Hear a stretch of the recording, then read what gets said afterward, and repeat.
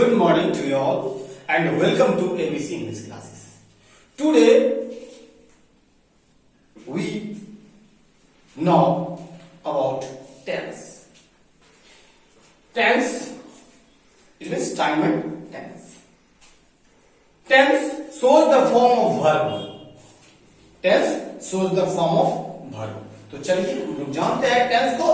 Tense में पहला है मेरा प्रेजेंट. प्रेजेंट टेंस वह टेंस होता है जो अभी चल रहा है. तो प्रेजेंट टेंस का सबसे पहला टेंस होता है जिसको हम लोग सिंपल प्रेजेंट के नाम से जानते हैं. Simple present tense. क्या? Simple present tense. यह जो टेंस है हम किसी भी एक्टिविटीज को क्या चल रहा है अभी होता है उसको हम बनाते हैं और हम बताए हैं और बताया जाता है कि जिस वाक्य के क्रिया के अंत में ता है, ती है, ते है. क्या? तो ता है,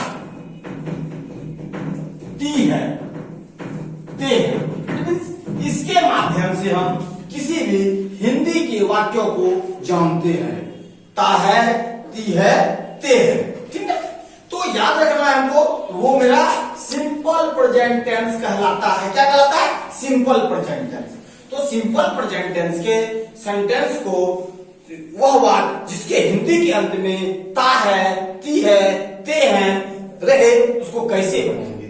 नहीं, सबसे बड़ी बात है कि पकड़ना है हिंदी के वाक्यों को. तो ता है, ती है, ते है.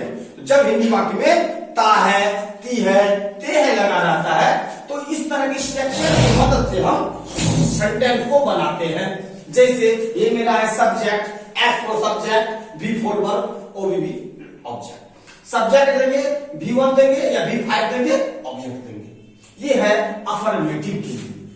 A double F I R M A T I V affirmative का स्ट्रक्चर है. उसके बाद जैसे देखिए क्या है कि सब्जेक्ट कर्ता, वर्ब, ऑब्जेक्ट. V1 V5.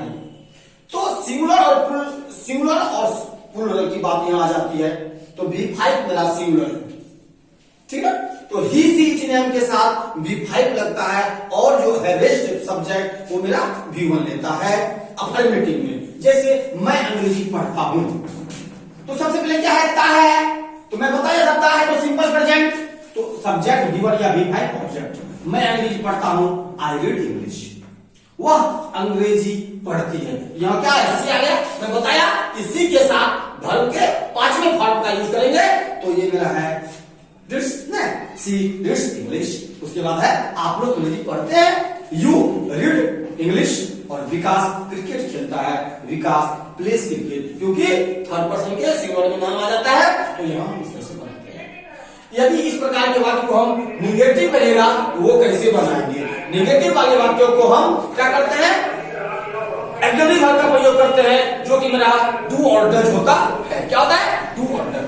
तो जहां जहां हम वर्ब के पहले फॉर्म का प्रयोग करते थे वहां हम डू का प्रयोग करेंगे और जहां वर्ब के पांचवें फॉर्म का प्रयोग करते थे वहां डज का प्रयोग करेंगे. It means he see it name के साथ निगेटिव और इंट्रोगेटिव में डज का प्रयोग करते हैं. तो वही है सब्जेक्ट, डू या डज, नॉट, V1 ऑब्जेक्ट. याद रखना है कि जब डू और डज का प्रयोग कर देंगे निगेटिव में तो क्या होगा कि हम वर्ब के पहले ही फॉर्म का प्रयोग करेंगे. वर्ब के पहले फॉर्म का प्रयोग करेंगे. जैसे मैं अंग्रेजी नहीं पढ़ता हूं. यहां था मैं अंग्रेजी पढ़ता हूं, आई रीड इंग्लिश. मैं अंग्रेजी नहीं पढ़ता हूं तो आई, वी, यू, दे, बॉयज के साथ do, he see it name के साथ डज. तो आई है तो do. I do not read English. वह अंग्रेजी नहीं पढ़ती है तो सी डज नॉट रीड इंग्लिश. आप लोग अंग्रेजी नहीं पढ़ते हैं, you do not read English. Vikas cricket नहीं खेलता है, विकास डज नॉट प्ले क्रिकेट. ये मेरा नेगेटिव हो गया. और यह है interrogative. Interrogative INTERROGATIV interrogative sentence. Interrogative sentence वह सेंटेंस होता है जिससे कि हम प्रश्न पूछते हैं. प्रश्न वाले वाक्यों को, प्रश्न पूछने वाले वाक्यों को इंट्रोगेटिव सेंटेंस कहते हैं ना. तो अब देखिए इंट्रोगेटिव सेंटेंस. इंट्रोगेटिव सेंटेंस में क्या होता है कि एक्सक्लूसिव वर्ब आगे कर देते हैं. एक्सक्लूसिव वर्ब क्या है? डू और डज मेरा एक्सक्लूसिव वर्ब है तो वही आगे कर देंगे सब्जेक्ट के अनुसार. और बताया मैं कि कहां लगता है सब्जेक्ट नॉट रहेगा तो नॉट, V1 ऑब्जेक्ट और क्वेश्चन मार्क देना नहीं. जैसे क्या मैं अंग्रेजी पढ़ता हूं। Do I read English? क्या वह अंग्रेजी पढ़ती है? Does she read English?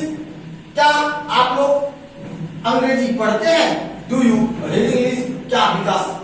तो डज विकास लिखती है। इस तरह से हम सेंटेंस को बनाते हैं, क्योंकि प्रेजेंट टेंस है, ताकती है, ता है, ती है, ते है, और इसका पता है कि अफर्मेटिव में तो बता दिए हैं, लेकिन इंट्रोगेटिव में ध्यान रखना है। नेगेटिव में क्या कि डू और डज ऑक्सिलरी वर्ब लगाना है। और याद रखना है, यदि हिंदी वाक्य में पूर्ण विराम, अंग्रेजी में फुल स्टॉप, अगर हिंदी में नॉट ऑफ क्वेश्चन मार्क, तो अंग्रेजी में भी वही लगता है। तो इस तरह से हम लोग प्रेजेंट इंडेफिनिट टेंस को सीखे, जिसका दूसरा नाम है simple present. Okay, thank you, bye bye.